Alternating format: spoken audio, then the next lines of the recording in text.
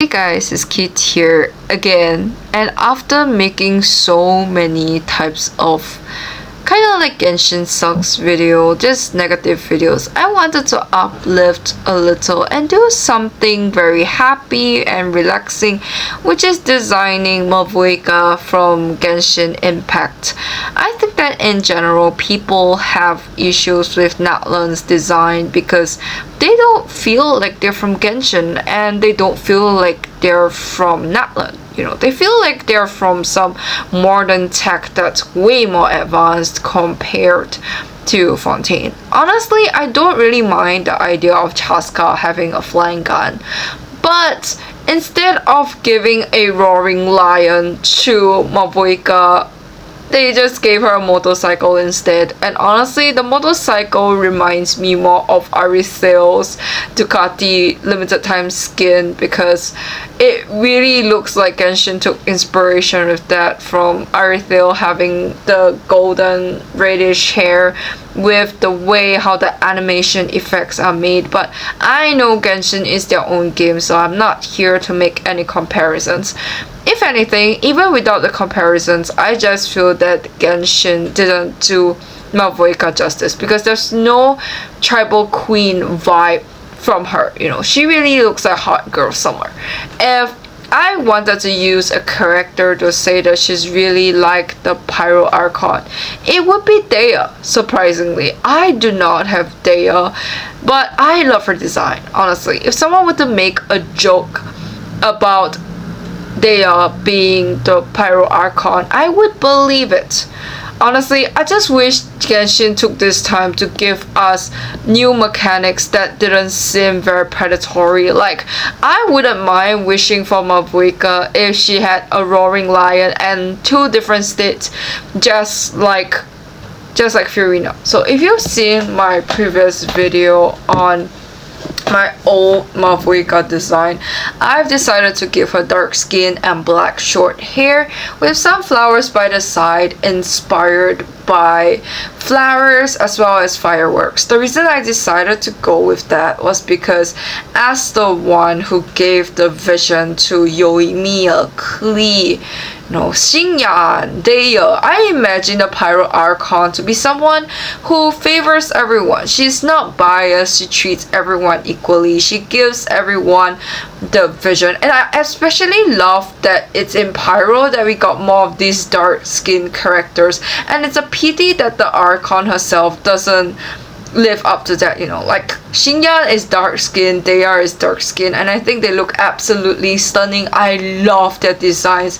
I've never hated Xingyan once. In fact, I've always wanted her since I didn't get her, and now I'm still hoping for my Dea and Diluc to come home. Yes, my Pyro guys, please come home. I really want you. So as the Pyro Archon, I really wanted her to embody grace, majesty, and I just wish that she would have this kind of like NPC before war and during war kind of vibe, which is what I gave into her design. So for her initial design, I decided to give her black short hair with dark skin because Genshin has such little characters with a darker skin tone and black hair. We hardly have any black hair characters in Genshin. I can't even think one off my head. So I wanted something more realistic, inspired by those Spanish dancers, American tribal dancers that I saw on Pinterest, and I had a blast redesigning that. It's a pity I didn't record my entire process, but I love my design regardless, and I really wanted to be faithful to the designs that I make. So yeah, now back to the story on what I think Natlan would be. I'm so sorry for sidetracking. My train of thoughts tend to run everywhere. So back to what I was saying, I imagine Natlan to be a place of volcanoes, sand, and a little bit like what a tribal place would be. I imagine Natlan to have a place where there are a lot of green grass and the Saurians are around, there are dinosaurs, there are even the T-Rex walking, if you will. And I honestly love the fact that Genshin gave us dinosaurs. I wish I could ride the dinosaurs. When I saw the dinosaurs, I really wanted to ride them, but I couldn't even climb on them. So yeah, that was really sad. But I just love that overall Netlon is very creative with their animals. It's just sad that we didn't have Mavuika having a lion when we literally can become a dragon, a bird, a shark, and how like Moalani has a shark and so on. And I really want that tribal volcano-ish vibe where we are running away from the volcano in our mount and her holding a sword, spear with the armor. And so that's what I'm going to get into today. So I hope you'll sit back, relax, and enjoy my design of Mavuika. I'm now in Procreate, and for the start I decided to draw a very basic shape of Mavuika's full body just so that we will be able to work on her dress. And I've also decided to draw a lion. I honestly had quite a lot of difficulties drawing the lion because it's my first time drawing a lion, and I really wanted her to embody the god of war inspired by the lion from Noragami as well as Bishamon. Honestly, I was kind of surprised that Genshin didn't take any reference from Noragami, like the way how they did Bishamon. I love the way how they designed Bishamon. She's literally the epitome of god of war. She's 10 out of 10. I love Bishamon as an adult. When I was younger, I wasn't a fan of Bishamon much, but after growing up, I love her, and I really wanted Mavuika to give off that vibe. So I decided to draw the lion with a slightly more flowy hair with the fire symbol on his forehead, and later on I decided to give him some fiery eyes. So I didn't want him to have too much detail. No, I didn't want him to have such detailed eyes. I just want his eyes to be fire. And for Mavuika, I decided to give her more curly, long hair inspired by her original design, because thing is, I feel like her original design is way too sharp for the god of war. I feel like she's more of like a flowy hair, with her flowy hair being like fire instead of like sharp ends, And I decided to adjust the anatomy a little, and now I decided to do the dress. So for the dress, I was debating whether to give her something sleeved or something sleeveless, and as I was doing the art, I saw some references of how do I describe the clothes? It's like the clothes is revealing her shoulders, and I felt that was very suitable for her as the god of war. And for the dress, I decided to go with something with a slightly more Spanish vibe. And after I designed everything with all the flowers, the fireworks, I decided to do the coloring. So now I will just fast forward my process to show you what I've done for the colors and then explain more later on.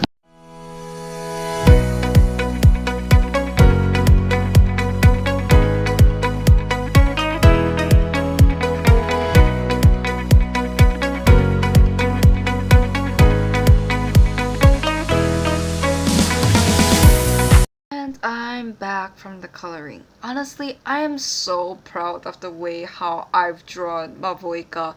I do not regret using 2024 to learn character design, because I think I did her major justice that Hoyoverse didn't give her just because of fan service. Again, I decided to give her a little revealing from her belly because she's living at a place of 40 degrees Celsius, and I wanted her to only have this form when she activates her pyro, just like in her original design and animation, except that normally without the animation she would be black hair with her Natlan eyes, because I really wanted Mavuika to embody to be humble as well. I really wanted her to be this Archon that would want to stay with her people, and she guides them out of the way from the volcanoes, and she sits under the stars and they see all of them, maybe they try to map out whatever Jupiter is and stuff like that, something like Sumeru deserts, and then she dances with the Hilichos, like just like the citizens. I mean, I'm really surprised that Genshin didn't give Natlan the tribal kind of green land that they deserve. I feel like it's way too colorful for a place inspired by native tribes, and I think that I have embodied that exactly how I wanted Mavuika to look like, exactly how I imagined her to look like, and it's a pity that she didn't look like that. But you know what? I am proud of this, and I am proud of the lion that I've given her.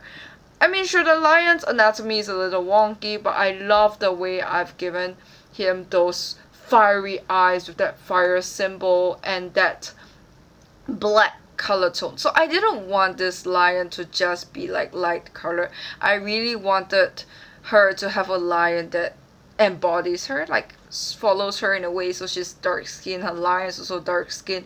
We're just going dark skin here, and I just love the contrast between her shoes, her hair, her dress. I thought that I did it perfectly. I love my design of Mavuika, and so now we are going to talk about her weapon. Now I am designing Mavuika's weapon. Initially, I wanted to stay as close to the original design claymore of Mavuika as close as possible because I really love the colors and I love the spikes. However, I do think that it was a little too much for the Archon, for the God of War, where she leads her people, I just feel like this looks too modern for the tribe that Natlan could be inspired by, since their weapons are more simple, simply designed, but also detailed at the same time. I also really struggled to draw the small details, and so I scraped the idea and decided to go with something that I wanted.